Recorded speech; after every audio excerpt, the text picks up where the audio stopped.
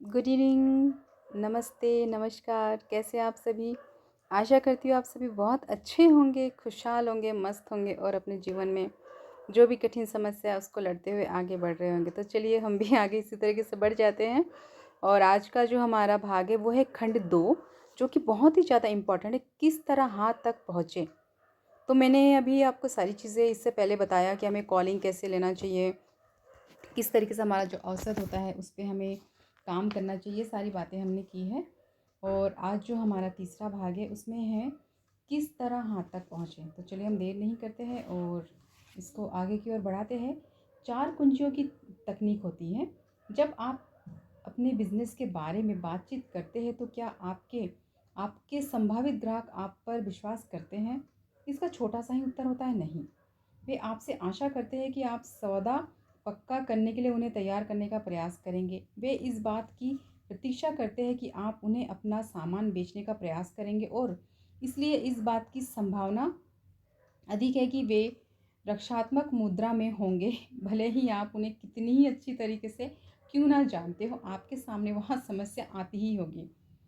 संभावित ग्राहक आपकी हर बात पर आपकी आपत्ति उठाएंगे, इसलिए नहीं कि आपने जो कहा है वह तर्क संगत नहीं है, बल्कि इसलिए कि ऐसा आप कहते हैं।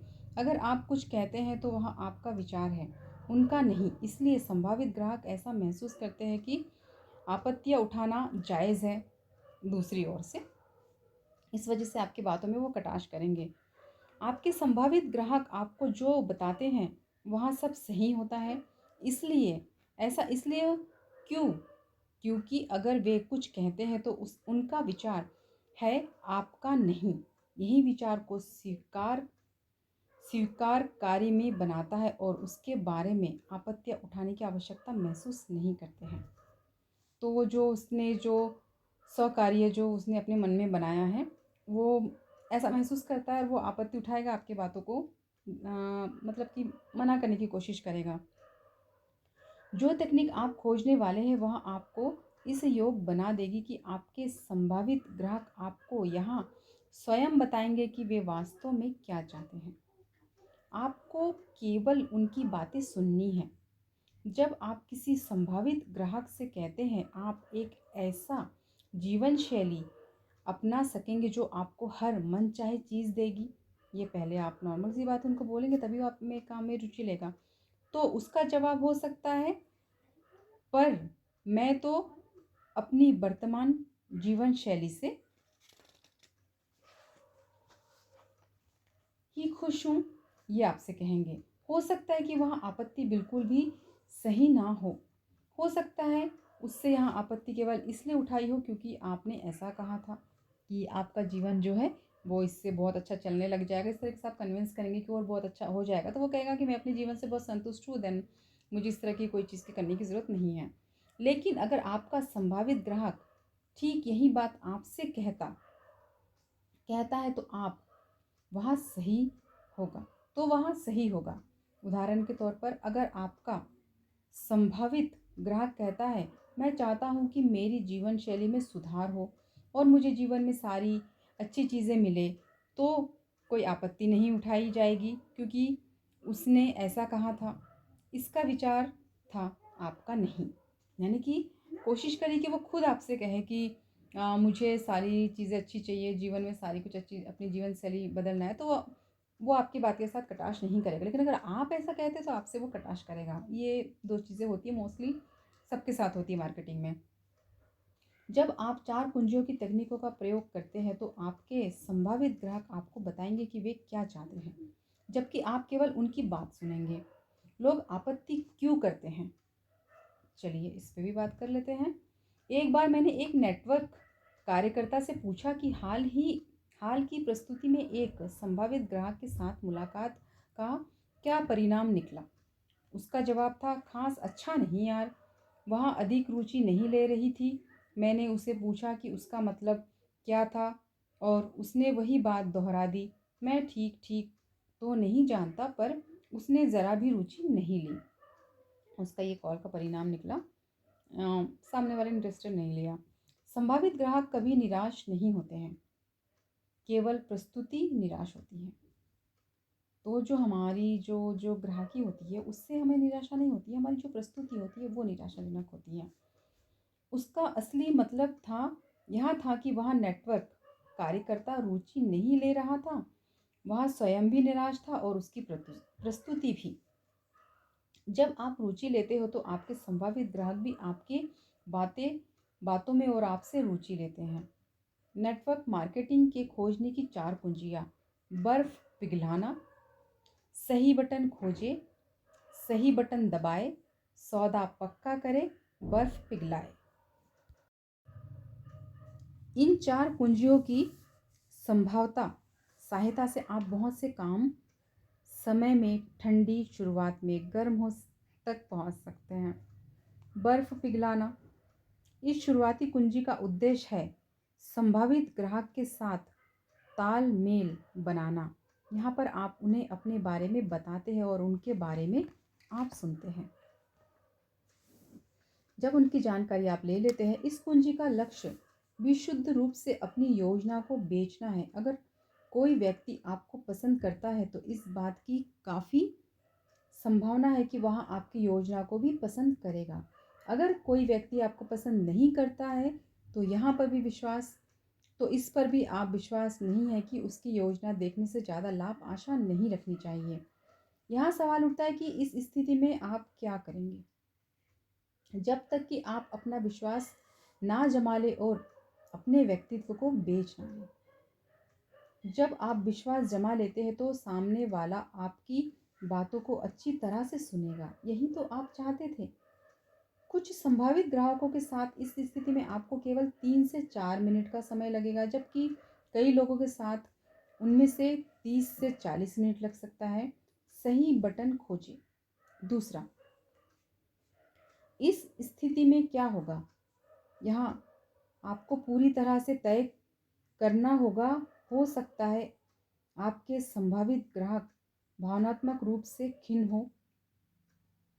हो सकता है वे रोमांचित या दुखी या चिंतित हो जाए, उससे भी बढ़कर नाराज भी हो जाए। परंतु यहाँ ध्यान रखें कि उसका गुस्सा आप पर नहीं होगा बल्कि अपने आप पर होगा। प्रस्तुति के इस भाग में आत्मा संतुष्टि के लिए जरा सा भी जगह नहीं है। जब लोग अपने लक्ष्य या महत्वाकांक्षा के बारे में आत्मा संतुष्ट हो जाते हैं तो वे अपने कार्य करने की शैली के बारे में भी आत्मसंतुष्ट हो जाते हैं। आपके नेटवर्क में आपको ऐसा आत्मसंतुष्ट व्यक्ति की आवश्यकता नहीं है। जो लोग प्रबल भावनात्मक कारणों से शामिल होना चाहते हैं वे अच्छा काम करने के लिए उतना ही अधिक प्रेरित हो सकते, जिस स्थिति में आप यह जान सकेंगे कि किस तरह व्यक्ति का प्राथमिक प्रेरणा घटक प्राइमरी मोटिवेशन फैक्टर यहाँ मतलब या पीएफ पीएमएफ खोजा जाए। पीएमएफ ही वह कारण है जिसके कारण वे आपसे बिजनेस में शामिल होना चाहेंगे। चलिए अब इसको समझते हैं।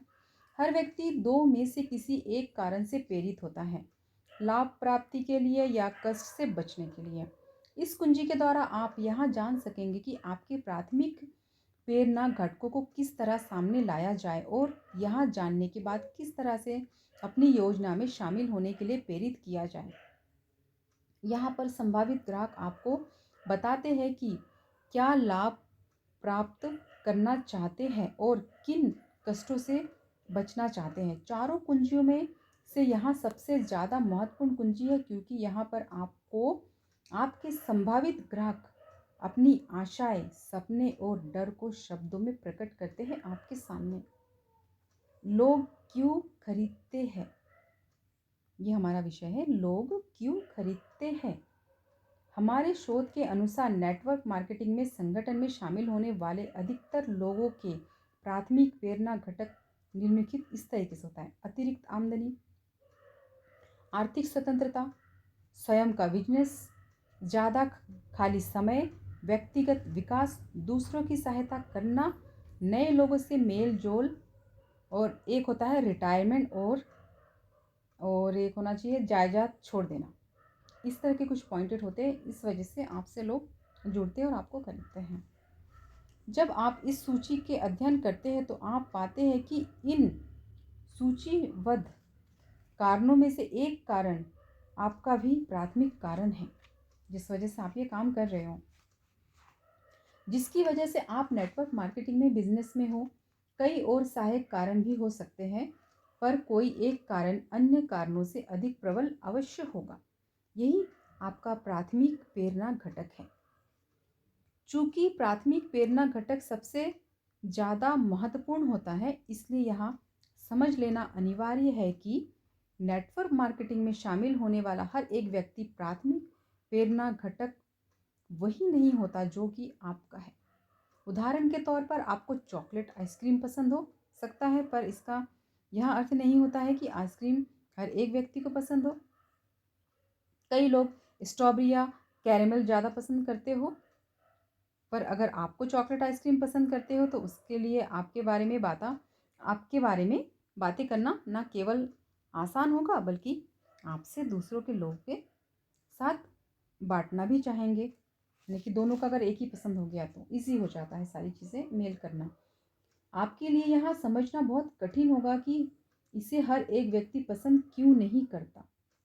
अधिकतर लोग चॉकलेट आइसक्रीम पसंद करते हैं, पर इसी कारण से यहाँ हर एक की पहली पसंद नहीं हो सकती है। कई लोगों को तो इसमें एलर्जी भी होती है। चलिए, नीचे लिखी हुई कहानी असली ज़िंदगी की कहानी है, जो आपको प्राथमिक प्रेरणा घटक की शक्ति से अवगत कराएगी। रॉन क्यों शामिल नहीं हुआ? अल्बर्ट का एक वितरक था। वह नेटवर्क मार्केटिंग में इसलिए आया था क्योंकि उसे आर्थिक स्वतंत्रता चाहिए थी। वह अपना मालिक खुद बनना चाहता था और अपनी खुद की आमदनी तय करना चाहता था। वही अपनी इच्छा अनुसार ऑफिस आने जाने की स्वतंत्रता चाहता था। अपने बच्चों को सबसे अच्छी स्कूल में भेजना चाहता था, हॉलिडे होम बनाना चाहता था। इसलिए आर्थिक स्वतंत्रता का प्राथमिक प्रेरणा घटक था, क्योंकि इसी कारण उसे बाकी सारी चीज़ें मिल सकती थी। अपने लक्ष्य के प्रति उसका प्रेरणात्मक भावनात्मक जुड़ाव था और वह उनके बारे में उत्साह से लगातार बातें करते रहता था। फंड जुटाने के स्थानीय कार्यक्रम के दौरान वह रॉन नामक संभावित घटकों से मिला और उसने अपना बिजनेस दिखाने के लिए आमंत्रित किया। अल्बर्ट ने रॉन को पहले पूरे उत्साह से अपनी योजना समझाई। रॉन काफ़ी प्रभावित हुआ। उसने कहा कि वह शामिल होना चाहेगा। वास्तव में अल्बर्ट ने रॉन की फिर से कभी नहीं देखा और वह पेश में था कि आखिर उससे क्या गलती हुई थी कि रॉन क्यों शामिल नहीं हुआ, जबकि वो तो इतना इंटरेस्टेड था। समस्या यहाँ थी कि दरअसल रॉन का प्राथमिक प्रेरणा घटक आर्थिक स्वतंत्रता थी। उसने अमीर बनने, बड़े घर और रहने की बढ़िया से बढ़िया मालिक और महत्वाकांक्षी बनाने की महत्वाकांक्षा नहीं थी। वह अपनी माँ से मिले अपने छोटे से घर में ही खुश था। सड़क के ट्रैफिक में फंसने के वजह ट्रेन पकड़ना और उसमें अखबार पढ़ना ज़्यादा पसंद करता था। रॉन ने महसूस किया था कि आर्थिक स्वतंत्रता ठीक थी, पर इससे उसे सौदा पक्का करने के लिए पर्याप्त प्रेरणा नहीं मिल पा रही थी। रॉन की असली प्रेरणा यहाँ थी कि वहाँ उसे एक नए लोगों से मिलने के लिए अवसर मिलेगा, नई कलाएं सीखने को मिलेगी और वहाँ समाज के लिए अपना योगदान भी दे सकेगा। इसी कारण तो वह फंड इकट्ठा करने की योजना में शामिल हुआ था, पर उसे एक मुद्दों के बारे में बताने का अवसर ही नहीं मिला, क्योंकि अल्बर्ट आर्थिक स्वतंत्रता को उसके गले के नीचे उतारना चाहता था। निश्चित रूप से रॉन पर अल्बर्ट की उत्साही प्रस्तुति का प्रभाव हुआ था, परंतु अगले दिन जब सूरज निकली तो उसकी प्रतिक्रिया ठंडी हो गई। कुछ ही दिनों में रॉन अल्बर्ट की उत्साहतापूर्ण प्रस्तुति के बारे में पूरी तरह से भूल चुका था। अल्बर्ट यह नहीं जान सका कि दूसरों की सहायता करना रॉन का प्राथमिक प्रेरणा घटक था। ये चीज़ वो नहीं समझ पाया। जेन का गलत फैसला। जेन की उम्र 34 वर्ष थी और वह अपने 2 बच्चों के साथ अकेली रहती थी। वह 2 साल में नेटवर्क मार्केटिंग में थी। डेविड की उसकी पहचान एक डिनर पार्टी में हुई थी। डेविड ने उसकी नेटवर्किंग गतिविधियों में रुचि ली और उसके बारे में अधिक जानकारी चाहिए।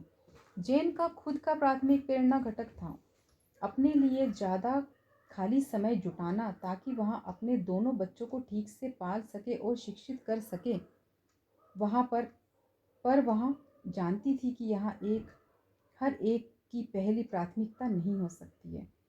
डेविड की उम्र 50 और 60 के बीच थी। उसका समय का कॉन्ट्रैक्ट क्लीनिंग का काम था, इसलिए जैन से अनुमान लगाया कि उसने प्राथमिकता की सूची में रिटायरमेंट का स्थान पहले नंबर पर होगा। जब वह बिजनेस के बारे में बता रही थी तो उसकी चर्चा के केंद्र में यह बात मौजूद थी कि इससे लोगों की आरामदेह रिटायरमेंट में पूरी लाभ मिल सकेगी। शाम खत्म होने पर वह हैरान रह गई जब डेविड ने उसे बताया कि कभी रिटायर नहीं होना चाहता। वह रिटायरमेंट के शोध मृत्यु मानता था। जैन ने यहाँ गलत अनुमान लगा लिया कि रिटायरमेंट डेविड का प्राथमिक प्रेरणा घटक है। इसका परिणाम यह निकला कि डेविड उसके साथ शामिल होने के लिए प्रेरित नहीं हो पाया। अनुमान ना लगाए, यहाँ हम दोनों में से एक को मूर्ख बना सकता है। आप कभी भी अपने तरीके से अनुमान ना लगाए, जैसे कि यहाँ पे मूर्खता वाली बात हो गई और वो मूर्ख बना और वो उसके साथ शामिल नहीं हुआ। जब आप सामने वाले व्यक्ति की प्राथमिक प्रेरणा घटक के बारे में अनुमान लगाते हैं तो आप गलत होने की काफ़ी संभावना होती है। अगर आपका अनुमान सही भी हो तो भी आपका विचार नज़र आएगा, ना कि आपके संभावित ग्राहक का, और इस तरह आपका प्रभाव और प्रेरणादायी शक्ति उतनी ही होगी जितनी की अपेक्षित है।